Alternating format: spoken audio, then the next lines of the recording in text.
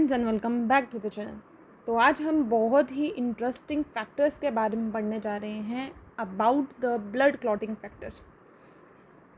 तो बच्चा बाटी, हम लोग हमेशा देखते हैं ब्लड में हमारे पास कुछ टिपिकली टाइप के सेल्स प्रेजेंट होते हैं। We have RBCs, we have WBCs and also we have platelets. Yes, platelets जो है हमारे पास वो मेजर रोल प्ले करते हैं क्लॉटिंग के लिए। और साथ ही साथ अगर हम क्लॉटिंग की बात कर रहे हैं यहाँ पर, तो हमारे पास देयर आर सर्टन 13 फैक्टर्स जो रिस्पॉन्सिबल हैं एक कैस्केड को चलाने के लिए, और उस कैस्केड के through there are different pathways जो फॉलो अप करते हुए हमारे पास जो है ब्लड कोगुलेशन जो है वो होती है, राइट। तो प्लेटलेट्स के लिए हमारे पास विटामिन के का होना बहुत नेसेसरी है, ब्लड क्लॉटिंग में वो हेल्प करता है। अभी हम बात करेंगे कुछ फैक्टर्स की और इम्पॉर्टेंट फैक्टर्स की जहाँ से हमें क्वेश्चंस पूछे जाते हैं। तो मैंने आपको पहले ही बता दिया हमारे पास 13 फैक्टर्स हैं। पहले हम फैक्टर्स की बात कर लेते हैं, देन मैं आपको एक आसान सा निमोनिक इसके साथ याद करवा दूँगी जिससे आपको जो है ये याद हो जाएगा। आपको सिर्फ ये करना है एक बार, और आपको इसको सुनना है, रिवाइज़ करना है, और आपको ये ट्रिक जो है वो टिप्स पे याद हो जाएगी। तो हम बात करते हैं फर्स्ट फैक्टर की। हमारा फर्स्ट फैक्टर है डैट इज फिब्रिनोजन। जेन लगा है तो डैट मीन्स ये इनएक्टिवेट फॉर्म में है, fibrinogen, right. Second one is prothrombin, it is also inactive. Third one is thromboplastin. Then we have calcium ions, we have labile factors. Then sixth वाले का ensure नहीं है अभी तक, सो सेवन्थ वाले की बात करते हैं, that is the stable factor. Then you have anti-hemophilic factor, you have Christmas factor जिसे आप प्लाज्मा थ्रोम्बोप्लास्टिन कंपोनेंट भी कहते हो, that is your PTA, right? That is your PTC, plasma thromboplastin component. Then you have 10th is Stroth-Power factor, then plasma thromboplastin antecedent, that is PTA, then Hagman factor, and last one is the fibrin stabilizing, right? तो out of these sub हमारे पास ऐसे याद करना बहुत मुश्किल हो जाएगा कि कौन सा फैक्टर है, और उसके बाद मैं आपको बताती हूँ इंपॉर्टेंटली किसके ऊपर ज़्यादा फोकस रखना है।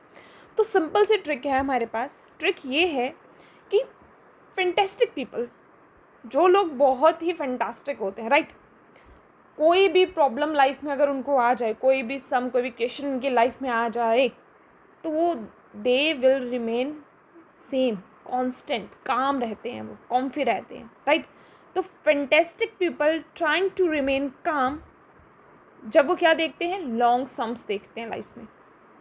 After that what they apply their capacity, जितनी भी उनकी कैपेबिलिटी है, जितनी भी उनकी कैपेसिटी है, उसको वो अप्लाई करते हैं उन प्रॉब्लम्स को सॉल्व करने के लिए।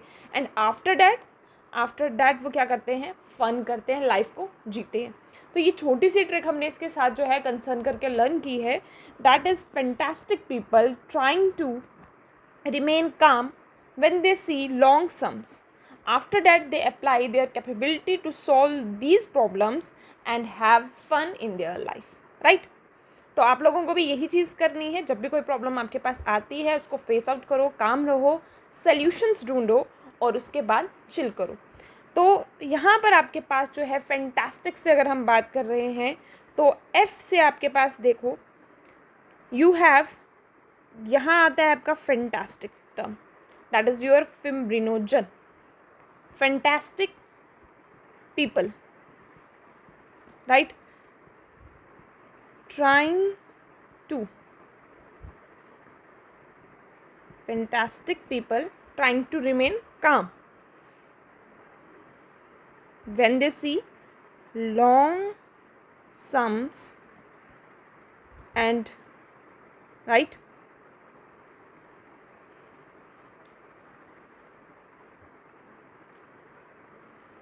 after that what they do, they apply क्या अप्लाई करते हैं वो वहाँ पर आपके पास, they apply their capability, right. तो यहाँ से आप याद रखेंगे, they apply their capability to solve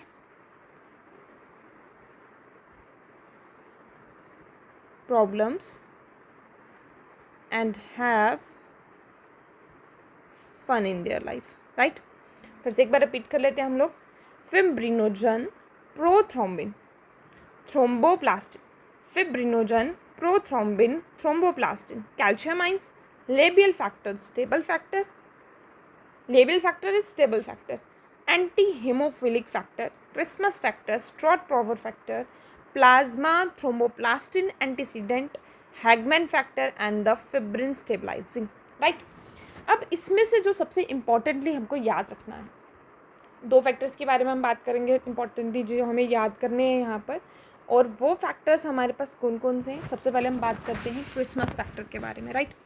this is your Christmas factor and this is your anti haemophilic factor, right. तो your factor number 8 and 9, two important. आपके फैक्टर्स 8th और 9th की अगर हम बात करें तो ये फैक्टर जो हैं ये रिस्पॉन्सिबल है फॉर योर हेमोफीलिया. मतलब अगर इसकी डेफिशिएंसी हो जाती है तो हेमोफीलिया हो जाता है. तो ये दोनों फैक्टर्स जो है वो आपके पास जो है क्या करते हैं, आपके पास हेमोफीलिया नहीं होने देते. और हेमोफीलिया की अगर आप बात करो, हेमोफीलिया हमें मालूम है इनहेरिटेड है, स्पॉन्टेनियसली जीन म्यूटेट हुआ होता है उसमें, और जिसकी वजह से जो है आपको ये डिजीज़ देखने को मिलती है. अब why this factor is called as Christmas factor, यहाँ से तो हमें पता चल गया कि 8th फैक्टर को एंटी हेमोफिलिक फैक्टर बोला है, तो मतलब ये उसके अगेंस्ट काम कर रहा है, हेमोफीलिया नहीं होने दे रहा. लेकिन क्रिसमस फैक्टर का नाम क्रिसमस क्यों पड़ा? हमारे पास सबसे पहले एक पर्सन था, डेट इज स्टीफन क्रिसमस, जिसमें ये सबसे पहले 1952 में डायग्नोज्ड हुआ था. आफ्टर डैट इसका नाम जो है वो पड़ गया 9th फैक्टर का क्रिसमस फैक्टर. तो हमें याद जो चीज़ यहाँ पर रखनी है वो याद रखना है कि आपके पास जो हेमोफीलिया है वो आपके पास किससे हो रहा है, डेफिशिएंसी से. किस डेफिशिएंसी से हो रहा है? आपके पास डिफरेंट टाइप के हेमोफीलियाज होते हैं, लेकिन आपको मेनली यहाँ पे रखना है 8th और 9th फैक्टर जो है आपका. 8th one is anti haemophilic factor, उसकी डेफिशिएंसी, और 9th आपके पास आ जाता है योर क्रिसमस डिजीज़, जिसे हमने बोला क्रिसमस फैक्टर भी बोला हम लोगों ने, राइट.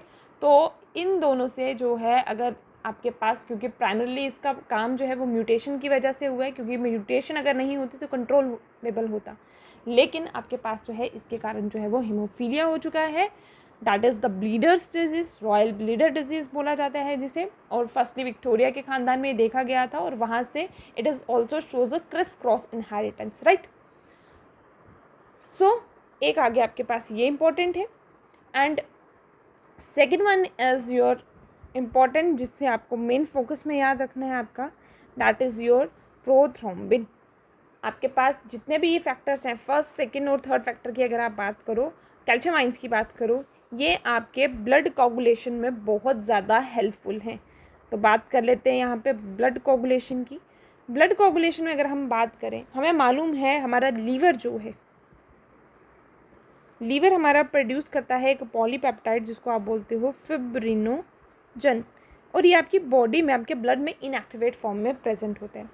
जब भी आपको कभी इंजरी हो जाए, ये स्टार्ट ही कब होता है, जब भी कभी आपको इंजरी हो जाए और वहाँ से आपको मालूम है ब्लड सेल्स जो हैं, ब्लड निकलना स्टार्ट हो जाएगा, लेकिन ब्लड आपका निकलता नहीं रहता है, आपका ब्लड कुछ टाइम पीरियड के बाद रुक जाता है. But that depends on the platelets number. आपका ब्लीडिंग काउंट नंबर पे डिपेंड करता है कि कितना फास्टली या कितना स्लोली जो है आपका ब्लड क्लॉट कर रहा है, राइट.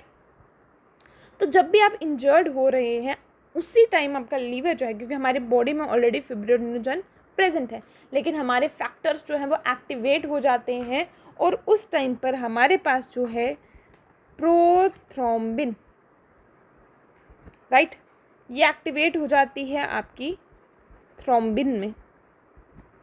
प्रोथ्रोम्बिन जो है आपकी एक्टिवेट हो जाती है थ्रोम्बिन में, एंड देन आपकी ये थ्रोम्बिन जो है ये एक्ट करती है आपके फिब्रिनोजन पे, और ये फिब्रिनोजन जो कि इनसॉल्यूबल है, पॉलीपेप्टाइड है, इनसॉल्यूबल है, ये बना देता है आपका activate form, that is your fibrin, right.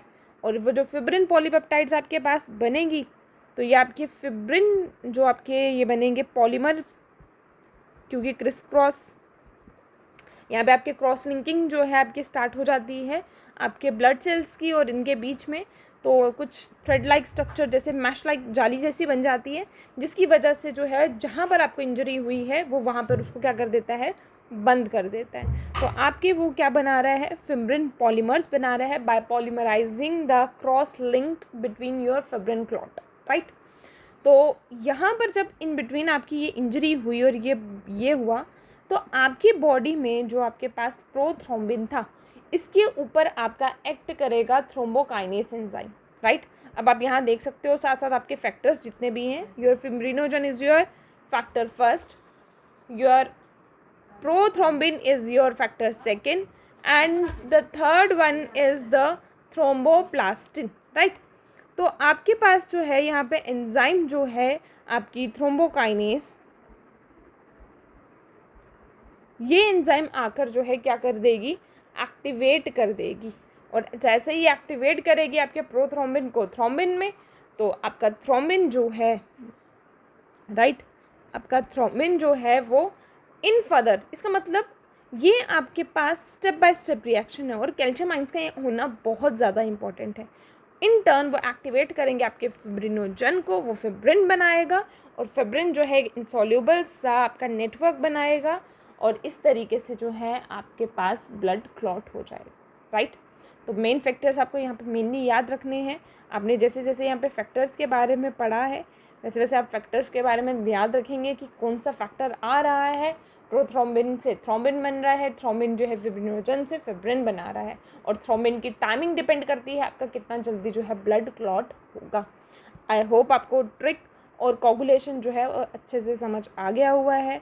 For more such videos subscribe our channel, like our channel, और जो भी आपके सजेशन हो उन्हें कमेंट बॉक्स में लिखें। Thank you.